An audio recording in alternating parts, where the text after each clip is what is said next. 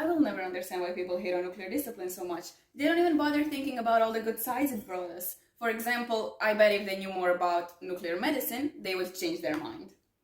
In 1936, there was a man who started it all, a man named Ernest Lawrence. He was a physics professor at Yale Medical School, where he took a leave of absence to visit his brother John in California in his radiology lab. John was working on treating leukemia with phosphorus-32, so it's no wonder we call him a father of nuclear medicine. Oh, don't be so dramatic. And we can't give credit to just one physicist either. There were a number of other great scientists who contributed to the development of nuclear medicine. We can start at least a century before, in 1923, when chemist George de Hevesy discovered that a radioactive substance is chemically inseparable from the element of which is part.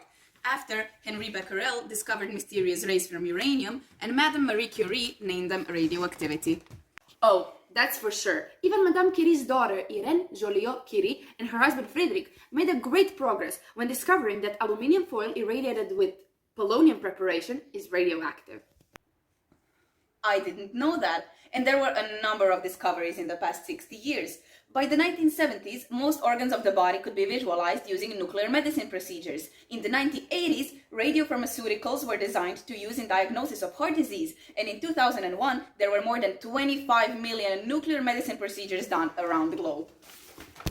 Well, that's all really cool, but I don't really like history. Today, we can actually say what nuclear medicine really is. It's, of course, a medical specialty where radioactive substances are used to diagnose and treat different diseases. It's kind of like you're doing radiology inside out. Today, we have the most common diagnosis. It's scintigraphy, is used to scan your insides two-dimensional, and SPECT to scan it in 3D. Both use gamma cameras. But I always thought that radioactive rays are bad for you. Well, these are trained specialists, so there isn't a bit of a worry. Although there needs to be predicted beneficial outcome to actually use the rays, and sometimes the patient needs to be prepared in some special ways. And is there a future in nuclear medicine? Of course, it's developing rapidly. We already have nuclear imaging, as you said, but in the future we might be able to understand relations between our brain and maybe our dreams or different disorders. Doctors could also have the ability to predict how a certain person would react to a treatment, all thanks to nuclear medicine. I know why big water molecules are chasing me in my dreams. Yeah, for sure. See, if people knew more about this, I'm sure they'd be much more at peace with this subject. I agree, but how can we actually educate people on this subject?